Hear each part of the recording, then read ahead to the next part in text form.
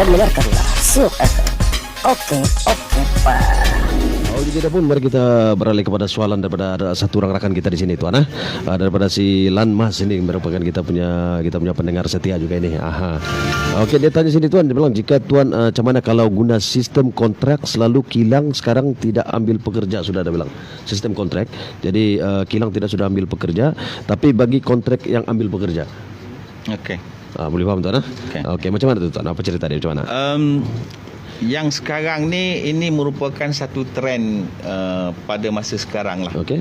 Di mana majikan dia tidak ambil apa orang kata secara langsung pekerja untuk bekerja dengan mereka. Okey. Tapi dia ambil daripada majikan lain.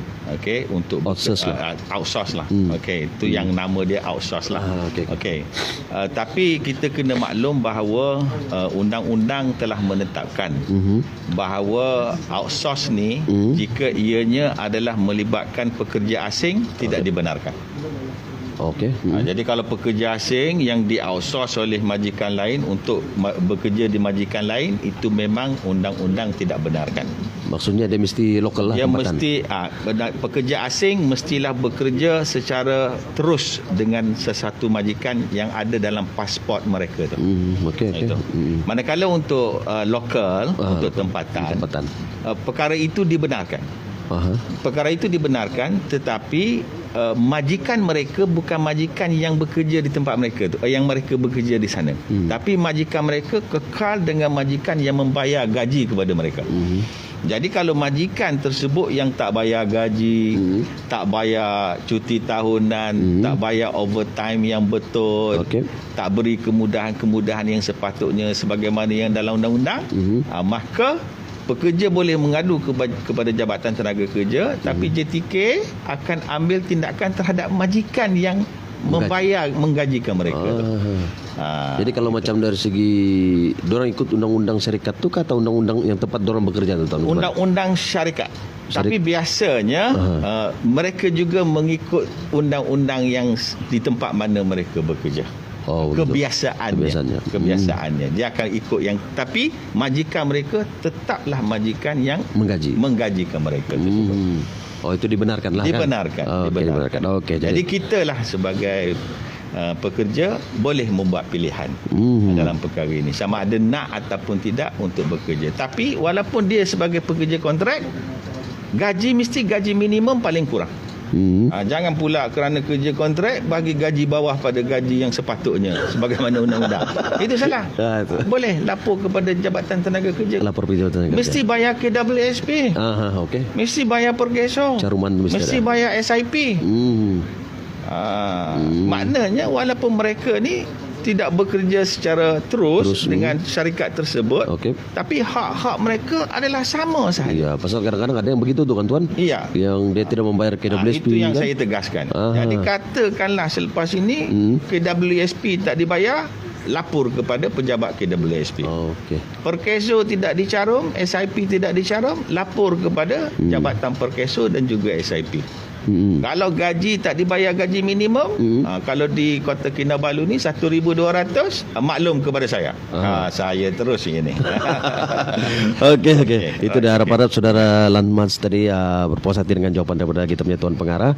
Apakah ada lagi satu soalan di sini, tapi dapat kita beralih kepada soalan sini satu dari segi apa yang kita tahu bahawa JTK ini merupakan sebuah jabatan penguatkuasaan.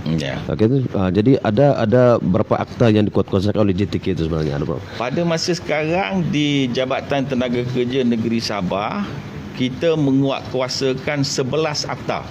11 semua. Dan akta ni, kesebelasan akta ini adalah memang untuk menjaga kebajikan dan hak-hak pekerja.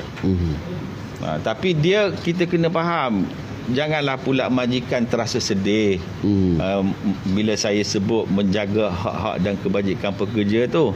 Sebabnya sebenarnya dengan minimum requirement, dengan adanya apa orang kata yang paling minimum ni yang kita tetapkan ni, seperti contoh cuti. Cuti mesti bagi paling kurang 8 hari, untuk bekerja kurang 2 tahun.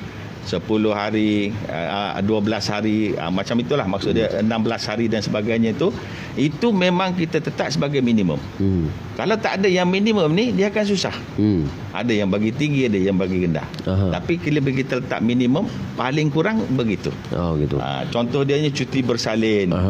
Berapa tempoh 2 bulan contoh dia. 60 hari. Maka minimum 60 hari. Tapi ada yang majikan bagi lebih. Tak apalah. Tapi maknanya paling minimum. Itu sebenarnya. Jadi bila kita ada benda-benda yang sebegini, akan memudahkan majikan lah. Sebenarnya walaupun kita sebut dari segi simboliknya hak-hak dan juga kebajikan pekerja. Jadi kalau kita tengok di sini, akta yang paling besar di Sabah ni ialah Sabah Labour Ordinance. Ordinance Buruh Sabah Bab 67. Jadi akta inilah yang menjaga keseluruhan kebajikan pekerja tu. Baik dari segi hak dia cuti macam yang saya sebut tadilah. Dari segi waktu kerja. Contoh saya bagi tahu waktu kerja. RM1,200 gaji minimum. Hanyalah untuk 8 jam bekerja yang pertama. Jangan pula majikan kata saya bagi kamu 1,200 tapi kamu bekerja 6 pagi sampai 10 malam. Memanglah dia bagi 1,200. Tapi itu salah. Macam mana pula dengan kalau security itu tuan? Sama juga. Pasal security ni gaji minimum mestilah RM1,200 untuk 8 jam pertama. Tapi katalah dia ada 4 jam overtime ataupun 3 jam overtime. Biasa dia kerja 12 jam kan, tolak 1 jam rehat. Maka dia ada lagi 3 jam. 3 jam itu perlu dibayar tambahan dari segi waktu kerja lebih masa. Dan tambahan waktu kerja lebih masa pula kalau hari biasa, macam hari ni hari Jumaat lah. Kita kata hari biasa. Maka kadar dia perlulah tambahan sebanyak 1.5 kali. Kalau kerja pada hari cuti rehat, kali dengan 2. Tapi katalah hari raya pun kena kerja juga. Yang ni kita bagi lebih sikit, kali dengan 3. Jadi inilah perkara-perkara yang kita kena faham. Janganlah bila dia sebut gaji dibayar RM1,200 tapi kerjanya sampai 12 jam. Itu salah. Itu yang berlaku tu tuan. Jadi saya menyeru kepada mana-mana pekerja di negeri Sabah ni, jika dia menghadapi suasana seperti itu, lapor. Jangan datang sekarang pandemik. COVID-19. Boleh telefon, boleh email, ataupun apa lagi cara dia. Dalam Facebook kita pun ada, dalam website kita pun boleh. Jadi maklumkan kepada kami, insya-Allah kami akan hubungi balik. Dan kita akan tanya bagaimana dan sepatutnya. Jangan datang pada masa sekarang ni. Memang kita tak galakkanlah. Supaya datang. Tapi kalau kata ada berlaku seperti itu, lapor kepada jabatan tenaga kerja. Kita akan pergi buat siasatan dan perbetulkan keadaan. Kesianlah. Iyalah, betul juga. Sebab kerajaan ataupun undang-undang memperuntukkan RM1,200 itu hanya untuk 8 jam pertama. Dengar tu semua, untuk 8 jam. Itu yang akta induk lah. Dan dalam akta induk ni juga dia adalah dia punya hak-hak pekerja yang lain. Contohnya, hari ini dia masuk kerja, sepatutnya setiap pekerja mendapat satu salinan kontrak perkhidmatan.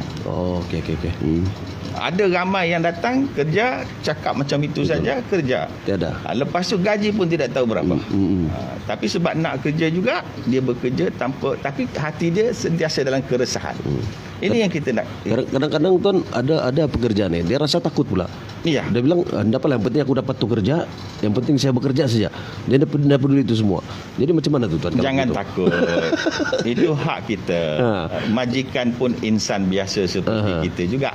Cuma mungkin dia tak tahu. Jadi kalau kata memaklumkan melalui Jabatan Tenaga Kerja, buat aduan macam yang saya cakap tadi lah. Maklumkan kepada JTK, mungkin JTK boleh bagi maklum kepada majikan supaya perbetulkan keadaan-keadaan berikut. Itulah cara dia. Itu kalau dari segi akta induk lah. Saya boleh sebut ada beberapa akta lain yang besar-besar lah. Contoh dianya Akta Majlis Perundingan Gaji Negara. Ini yang pasal gaji minimum tadi lah. Kita juga ada Akta Anti Pemerdagangan Orang dan Anti Penyeludupan Migran. Ini untuk apa ni? Untuk jika mereka ni menjadi buruh paksa.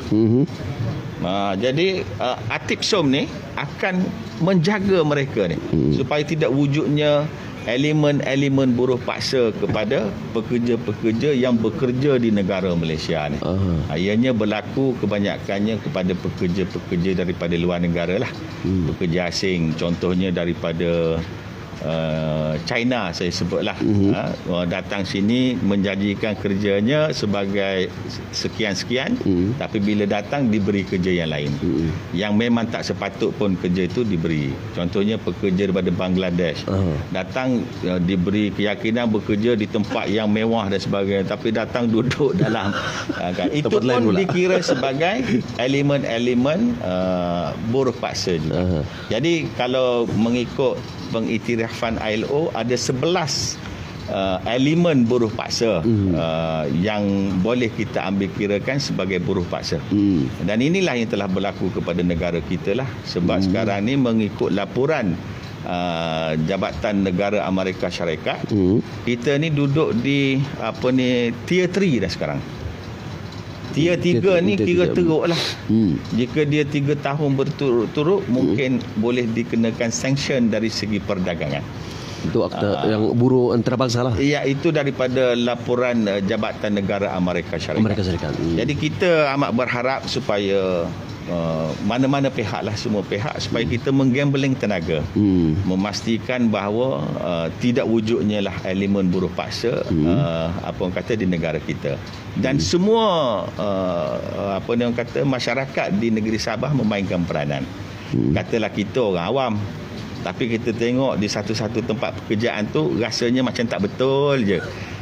Bagi tahu kepada Jabatan Tenaga Kerja, sebab kami diberi kuasa oleh kerajaan, oleh Agong untuk melaksanakan tugas-tugas tersebut bagi memastikan apa orang kata tidak wujudnya perkara-perkara seperti apa yang kita sebut tadilah.